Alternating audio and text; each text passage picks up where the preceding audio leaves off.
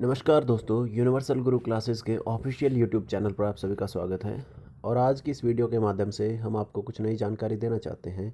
ये जानकारी जहां पर हरियाणा सरकार के द्वारा जारी की गई है, वो कुछ चेहरों के ऊपर जो है मायूसी लेकर के आ सकती है, क्योंकि काफ़ी समय से एक मुद्दा चल रहा है भर्तियों को लेकर के, और उसको लेकर के ये जानकारी हम आपके साथ में साझा करना चाहते हैं।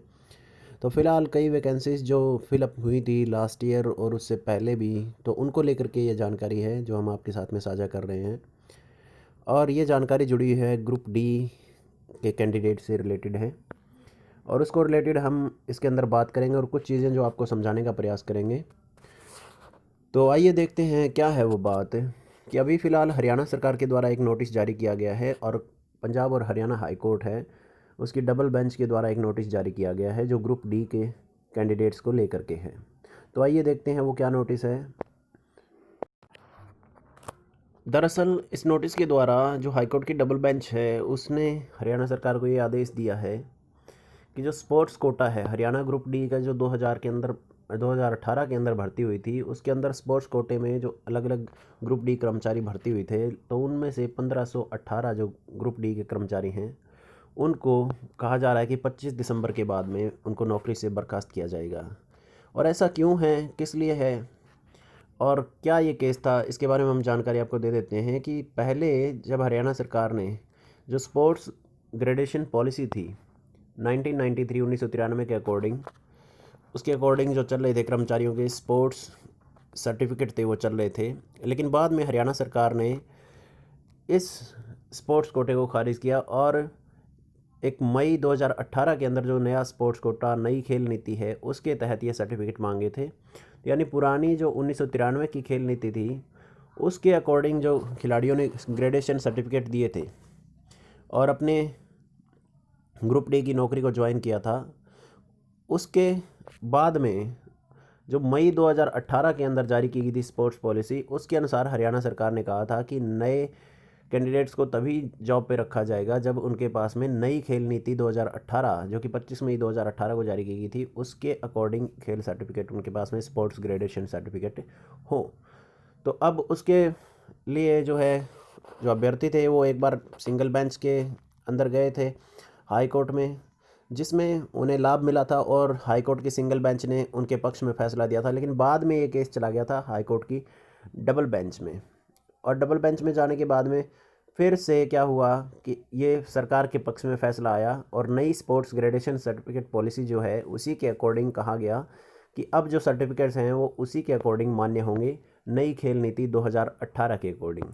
तो उसी खेल नीति के नए सर्टिफिकेट मान्य होने के कारण जो 1518 ग्रुप डी के कर्मचारी हैं उनको ये कहा जा रहा है कि 25 दिसंबर के बाद में बर्खास्त किया जा सकता है, क्योंकि उनके स्पोर्ट्स ग्रेडेशन सर्टिफिकेट है वो पुरानी खेल नीति यानी 1993 की खेल नीति है उसके अकॉर्डिंग है, और जबकि मांगे जा रहे हैं वो वर्तमान खेल नीति जो 2018 में लागू हुई थी उसके अकॉर्डिंग मांगे जा रहे हैं। तो ये एक बेहद बुरी खबर है कुछ कैंडिडेट्स के लिए, और लगभग 1518 कैंडिडेट हैं उनके लिए काफ़ी बुरी खबर है, क्योंकि ज्वाइन करने के बाद में दोबारा उनको अगर हटाया जाएगा तो ये साल वैसे ही ख़राब चल रहा है, तो ये एक और उनके लिए शॉकिंग खबर है।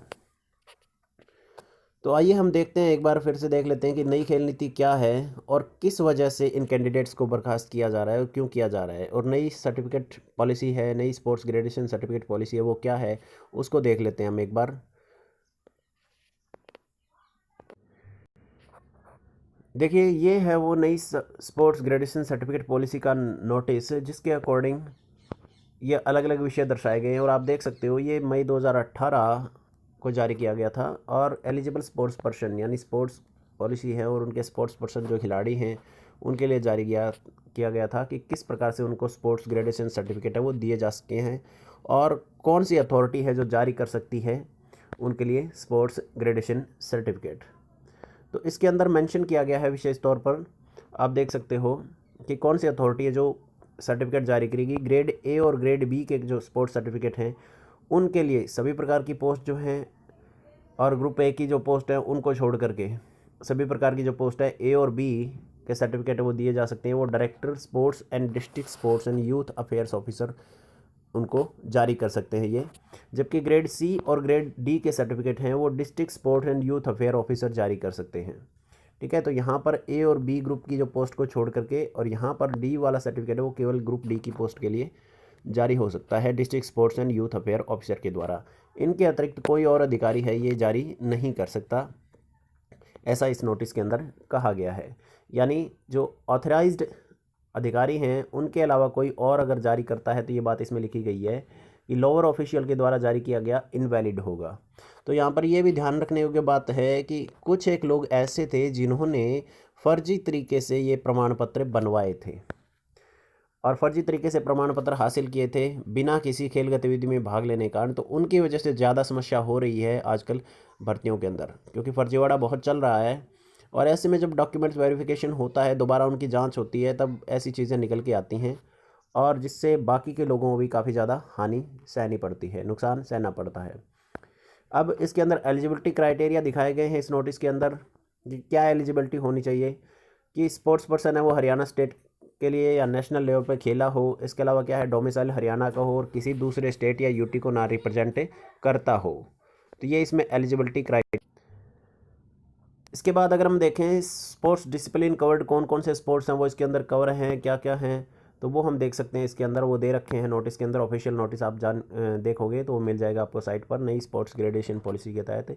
कैटेगरी ऑफ टूर्नामेंट्स अगर देखने हैं तो उसमें ओलंपिक्स, पैरालंपिक्स वगैरह अलग अलग कैटेगरी दे रखी हैं, 1 2 3 4 5 और लगभग ये देखते हैं तो टोटल 12 और 13 कैटेगरी हैं, 13 कैटेगरी के गेम हैं जिनको रखा गया है इसके अंदर। और ग्रेडेशन सर्टिफिकेट हैं वो अलग अलग हैं, किस प्रकार के हैं उनको देख सकते हैं आप। ग्रेडेशन सर्टिफिकेट ग्रेड ए जिसमें कैटेगरी 2, कैटेगरी 7 और उनसे ऊपर की कैटेगरी है उनके लिए, बी ग्रेड का है वो 7 और 9 के लिए, और सी डी इस प्रकार अलग अलग कैटेगरी के जो सर्टिफिकेट है वो अलग अलग गेम्स के लिए जारी किए जाएंगे। अब जो है कि ग्रेडेशन सर्टिफिकेट के लिए जो रूल निर्धारित किए गए हैं, रूल अलग अलग रूल हैं और वो किस प्रकार से काम करते हैं वो हम देखेंगे। तो यहाँ पर हम देख सकते हैं क्लियरली कि रूल 6.1 दिया गया है। इसमें ये कहा गया है कि स्पोर्ट्स पर्सन जो भी है उसने कम से कम एक गेम जरूर खेला हो, यानी वो रिजर्व खिलाड़ी है तो उसको काउंट नहीं किया जाएगा। एक्टिव प्लेयर होना चाहिए, वो टीम का एक्टिव प्लेयर। अगर टीम गेम है तो टीम का वो एक्टिव प्लेयर होना चाहिए, मतलब रिजर्व नहीं होना चाहिए। उसने कम से कम एक गेम जरूर खेला हो और उसका प्रूफ उसको देना पड़ेगा उस बात का। तो ये है रूल 6.1 जिसके आधार पर स्पोर्ट्स ग्रेडेशन सर्टिफिकेट है वो जारी किया जा सकता है। दूसरा अगर हम देखें, दूसरा रूल 6.2 है, इसमें ये कहा गया है कि जो टूर्नामेंट है वो उसमें सीनियर लेवल के टूर्नामेंट में दिखाया गया हो या जूनियर लेवल टूर्नामेंट है वो अलग अलग जो है कैटेगरी है उसके अंदर दिखाया गया होना चाहिए।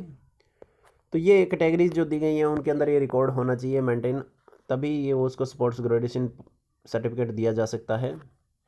और इसके अलावा 6.3 में कहा गया कि सब जूनियर टूर्नामेंट है वो एन एलिजिबल होगा एक्सेप्ट नेशनल स्कूल गेम और खेलो इंडिया गेम है उनको छोड़ करके, या नेशनल स्कूल गेम है उनको छोड़ करके जो सब जूनियर टूर्नामेंट है उसको एलिजिबल नहीं माना जाएगा स्पोर्ट्स ग्रेडेशन सर्टिफिकेट के लिए। इसके अलावा अगर हम देखें तो पॉइंट नंबर 7 जो लिखा है इसमें लिखा गया है कि कोई भी अपॉइंटमेंट नहीं दी जाएगी ESP eligible sports person quota के अंतर्गत बिना किसी ग्रेडेशन सर्टिफिकेट के, जो कि अप्रोप्रिएट ग्रेड का होना चाहिए ABCD किसी में से।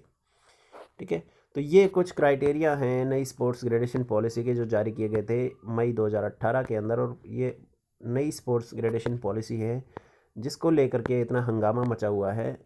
और पुराने वाले के ऊपर जो सर्टिफिकेट जारी किए गए हैं कुछ लोगों के द्वारा, हो सकता है उनमें से कुछ असली भी हों और कुछ फर्जी लोग भी हो सकते हैं जिन्होंने ये किसी न किसी तरीके से ये स्पोर्ट्स ग्रेडेशन सर्टिफिकेट है वो हासिल किए होंगे।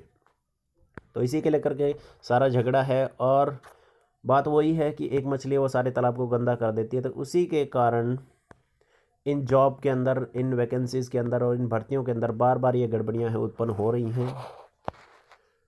तो ये काफ़ी बुरी खबर है उन कैंडिडेट्स के लिए जो ज्वाइन कर चुके हैं ग्रुप डी के कैंडिडेट। तो ऐसी खबरें जो हैं लगातार झकझोर देने वाली खबरें वो लगातार आ रही हैं, क्योंकि कुछ लोग हैं वो भर्ती प्रक्रिया को पूरी तरह से ख़राब कर देते हैं और जिसका खामियाजा बाकी लोगों को भुगतना पड़ता है।